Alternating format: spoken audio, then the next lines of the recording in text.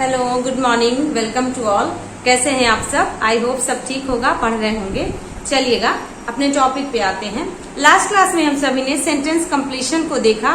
Sentence completion में हम सभी ने देखा कि सेंटेंस कंप्लीशन में कैसे क्वेश्चंस आते हैं और कौन कौन से रूल्स हम लोगों को अप्लाई करने पड़ते हैं सेंटेंस कंप्लीशन के टॉपिक को जानने के लिए।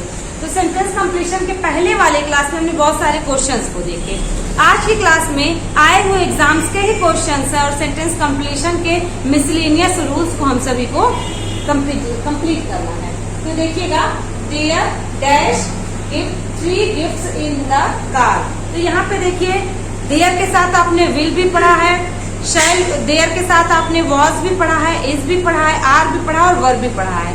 लेकिन देयर के साथ इज कब लगेगा, आर कब लगेगा, वॉज कब लगेगा और विल कब लगेगा, उसको जानने के लिए सबसे पहले आवश्यक होता है कि देयर के साथ जो हेल्पिंग वर्ब आया है उस हेल्पिंग के बाद वर्ब के बाद आए हुए नाउन्स को देखना। तो देयर के बाद यदि सिंगुलर नाउन आए हैं तो हम सभी देयर के साथ इज और वॉज का यूज करते हैं।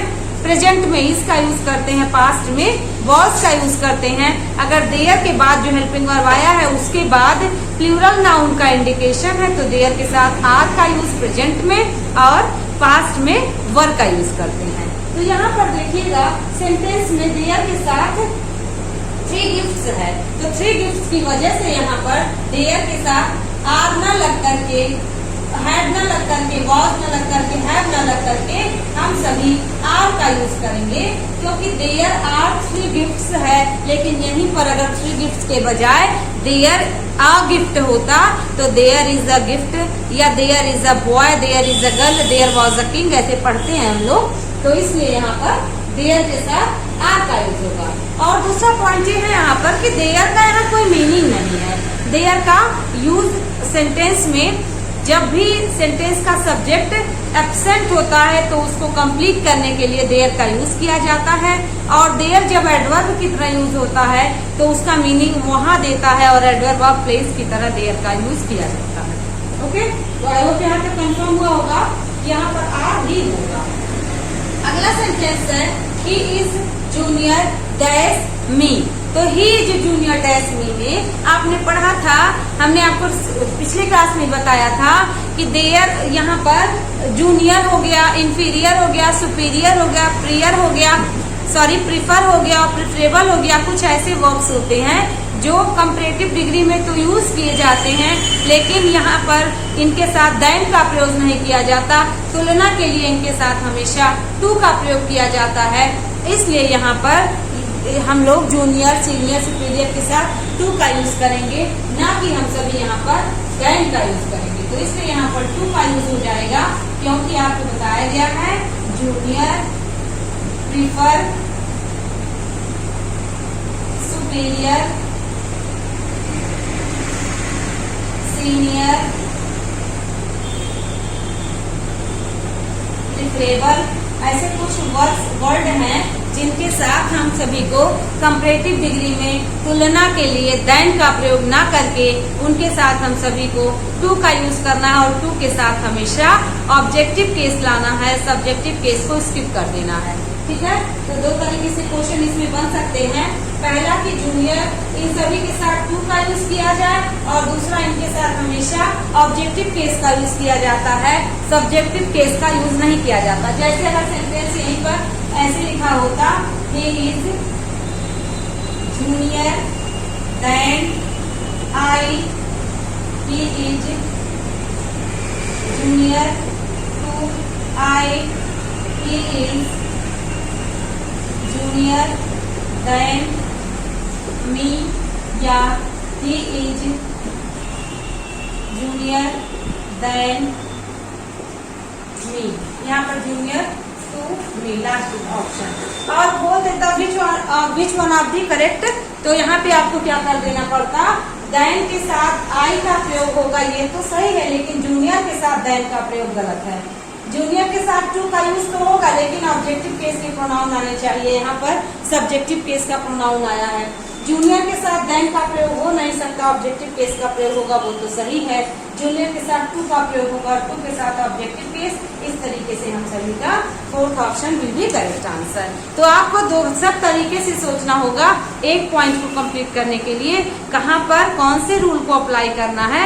मिसलेनियस टॉपिक सेंटेंस कंप्लीशन में आता है।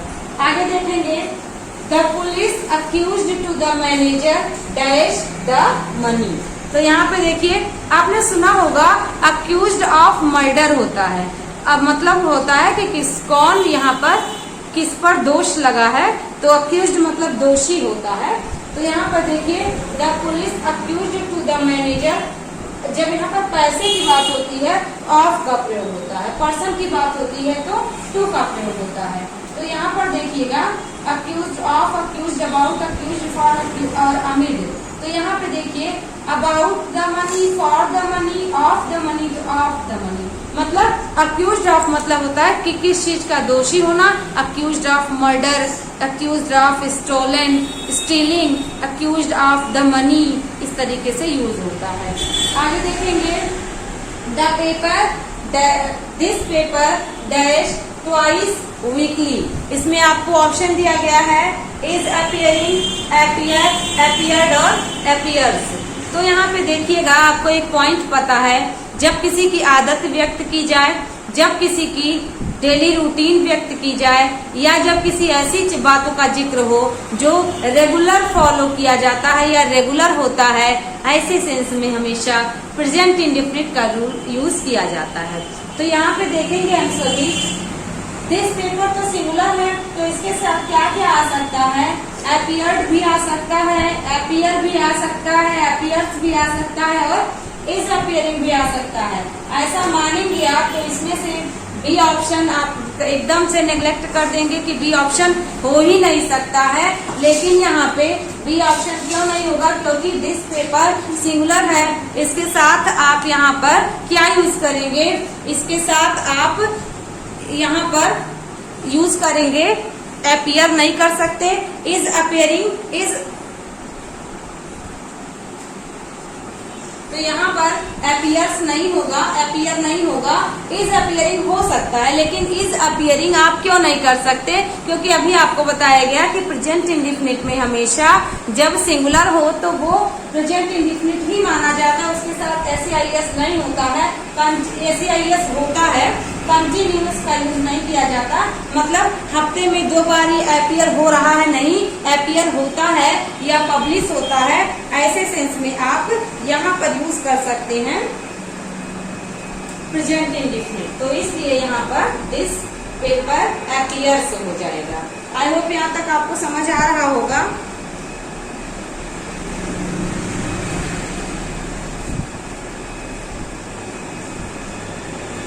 आगे सेंटेंस है, we dash dinner at the park hotel yesterday. तो यहाँ पर देखेंगे, हैड ईटन, ईट, एट और वॉज ईटन। तो यहाँ देखिए, वी आपको बताया गया था यहाँ पर कि हर सेंटेंस में एक क्लू दिया होता है, वो क्लू ही बताता है कि सेंटेंस कैसा होगा। उस क्लू के जरिए हम लोग जान सकते हैं कि सेंटेंस में क्या होगा। तो आप देखिएगा, इसमें यस्टरडे दिया हुआ है। आपको बताया गया था कि अगर किसी सेंटेंस में यस्टरडे हो, पास्ट हो, एगो हो, बिफोर हो, लास्ट हो, इस तरीके की बातें होती हैं तो सेंटेंस हमेशा पास्ट इंडेफिनिट होता है, तो वर्ब का सेकेंड फॉर्म होता है। और इस सेंटेंस में आपको देखिए, we dash dinner at park hotel yesterday का जिक्र कर दिया है। तो जब यह यस्टरडे का जिक्र हो तो वहाँ पर आप सभी वर्ब का सेकेंड फॉर्म यूज करते हैं, इसलिए यहाँ हैड ईटन नहीं होगा, ईट नहीं होगा, वॉज ईटन नहीं होगा, एट सही होगा, eat, ate, eaten. Ate second form होता है ईट का। अब यहाँ पर देखिए, जब आप मीनिंग कंप्लीट करने लगेंगे, हैड ईटन भी सही है कि हाँ मैंने किया था, कर चुका था, ऐसा मीनिंग निकालेंगे। एट भी निकाल सकते हैं क्योंकि वी के साथ तो एट लग ही सकता है, ईट, और एट ही यहाँ सुटेबल होगा क्योंकि यस्टरडे वर्ड आया है। आगे देखिए, वॉज ईटन। वॉज ईटन मतलब हमें कराया गया, तो ऐसा यहाँ पैसिव वॉइस का जिक्र नहीं है, यहाँ सेंटेंस एक्टिव वॉइस में दिया गया है, इसलिए हम सभी थर्ड ऑप्शन करेक्ट मानेंगे। आगे बढ़ेंगे, नेक्स्ट है Geeta hundreds time every day. तो यहाँ पर हम लोग कर लेंगे गीता डैश, अब देखिए गीता क्या है, गीता सिंगुलर है, तो जब गीता सिंगुलर है तो इसके साथ क्या आ सकता है, स्किप तो बिल्कुल नहीं आ सकता। ठीक, अब इस सेंटेंस में देखिए, इस सेंटेंस में आपको एक क्लू दे दिया है। वो क्लू क्या है, एवरी डे हो, डेली हो, इस तरीके से हो, या ट्वाइस हो, वंस हो, तो सेंटेंस किसमें होता है, प्रेजेंट इंडेफिनिट में होता है। ठीक है ना, यदि ये सेंटेंस में दिया है तो सेंटेंस हमेशा प्रेजेंट इंडेफिनिट में होता है, तो स्किपिंग भी नहीं होगा, क्योंकि बिना हेल्पिंग वर्ब के आईएनजी नहीं आ सकता। वो तब आ सकता है जब आईएनजी जीरंड और पार्टिसिपल की तरह कार्य करे, इसलिए स्किपिंग भी नहीं होगा। स्किप्ड हो सकता था, लेकिन जब यहाँ एवरीडे नहीं होता। एवरीडे मतलब गीता 100 बार, 100 टाइम्स मतलब 100 बार स्किप करती है, यानी कि रस्सी कूद करती है एवरीडे, तो इसलिए यहाँ पर स्किप्ड भी नहीं होगा। एवरीडे आया है तो स्किप्स ही हो जाएगा। और ये सारे सेंटेंसेस एग्जाम में आए हुए हैं और ये सेंटेंस कंप्लीशन के टॉपिक हैं। आगे बढ़ेंगे, सॉन्ग्स डैश संग इन हिज मेमोरी, देखेंगे इज, वर, हैड और डिड। तो यहाँ पे सॉन्ग्स दिया है, प्लूरल सब्जेक्ट है, इसलिए यहाँ पर इज का यूज तो बिल्कुल नहीं हो सकता। हैड का यूज और वर का यूज हो सकता है, डिड का यूज भी नहीं हो सकता। क्यों नहीं हो सकता, क्योंकि डिड के बाद हमेशा वर्ब का फर्स्ट फॉर्म आता है, इसलिए यहाँ डिड का यूज नहीं होगा। या संग, सिंग, संग है ना, आपने देखा होगा संग थर्ड फॉर्म है। तो यहाँ पर अब देखिए वर के बाद संग आएगा, हैड के बाद संग आएगा, लेकिन यहाँ देखिए क्या है, गाना उसके द्वारा दिमाग में गुनगुनाया गया, गाया गया। तो यहाँ पर देखिए वह गाना गाया ऐसा तो नहीं लिखा है। यदि ऐसा लिखा होता तो आप इसको एक्टिव वॉइस मान के पास्ट परफेक्ट करते, लेकिन सॉन्ग्स किसी के द्वारा गाया गया, पैसिव वॉइस में लिखा है, कौन गाया ये स्किप कर दिया गया है, इसलिए यहाँ पर हैड का प्रयोग नहीं होगा। और आपने पैसिव वॉइस में पढ़ा है, हैड हो तो हैड बीन हो जाता है, डिड हो तो वॉज हो जाता है, डू डज हो तो वॉज वर, इसलिए यहाँ हैड बिल्कुल नहीं होगा। तो वर ही क्यों होगा, क्योंकि सॉन्ग्स प्लूरल है, वर इसके साथ आएगा और वर का थर्ड फॉर्म दिया है, मतलब क्या, उसके इन हिज मेमोरी मतलब उसकी याद में, है ना, उसकी याद में गाना गाया गया, तो गीत गाया गया। तो यहाँ पर गीत गाए गए प्लूरल है, वर करेक्ट है, और कौन गाया ये नहीं पता है, सेंटेंस पैसिव वॉइस में है। आगे बढ़ते हैं, ही dash sitting beside a river. आपको प्रीपोजिशन में बताया गया था बिसाइड और बिसाइड्स का यूज। बिसाइड मतलब होता है के बगल में, और बिसाइड्स मतलब होता है के अतिरिक्त, के अलावा। ठीक है, तो बिसाइड और बिसाइड्स की यहाँ कोई गलती नहीं है, लेकिन यदि अगर बिसाइड और बिसाइड्स ऑप्शन में दे, यहीं पर फिल इन द ब्लैंक्स बना दे, तो आपको समझना होगा कि यहाँ पर आपको सेंटेंस में बिसाइड होगा मतलब कि नदी के बगल, और बिसाइड्स मतलब अतिरिक्त होगा। तो जैसे कह दिया जाए पेन के अतिरिक्त मैंने पेंसिल खरीदा, तो I bought a pencil besides a pen. Besides मतलब के अतिरिक्त या के अलावा। यहाँ पर ही के साथ शैल फाइंड होगा, इज सा होगा, वॉज फाउंड होगा, इज फाइंडेड होगा। तो आप ऑप्शन में ही समझ सकते हैं कि यहाँ पर इज सा बिल्कुल नहीं होगा, इज फाइंड बिल्कुल नहीं होगा। और ऐसा क्यों हो रहा है, कौन सा रूल अप्लाई हो रहा है, समझिएगा। यहाँ पर देखिएगा, एक फाइंड वर्ड होता है, एक फाउंड वर्ड होता है, दूसरा फाउंडेड होता है। तो कब फाइंड का यूज करते हैं, फाइंड मतलब होता है खोजना, और फाउंड का मतलब होता है स्थापित करना, यानी कि टू एस्टैब्लिश समथिंग, किसी चीज की नींव डालना आप कह सकते हैं। तो देखेंगे जब खोजना की मीनिंग होती है, तो यहाँ पर फाइंड का मीनिंग खोजना के अर्थ में जब करते हैं, तो इसका सेकेंड फॉर्म फाउंड हो जाता है और थर्ड फॉर्म फाउंड हो जाता है। ठीक ना, सेकेंड फॉर्म और थर्ड फॉर्म सेम। लेकिन जब फाउंड वर्ड वर्ब की तरह आए और इसका मीनिंग हो स्थापित करना या टू एस्टैब्लिश समथिंग, तो इसका ये में होता है सेकेंड फॉर्म फाउंडेड, फाउंडेड। ठीक है, इसका सेकेंड फॉर्म है। और ये थर्ड फॉर्म है। तो ये बहुत आपको एग्जाम में कंफ्यूज कर सकते हैं, तो zigzag नहीं होना है। ये वाला मीनिंग है खोजना वाला और ये मीनिंग है स्थापित करना। तो अब यहाँ पर आपने देखा, यहाँ पर आपने क्या देखा कि फाइंड, ये तो कोई वर्ड ही नहीं हुआ। फाइंड, ये वाला कोई वर्ड ही नहीं हुआ। FIND, फाइंड सही है। अब फाइंड ये वाला, इसका सेकेंड फॉर्म ये नहीं होगा।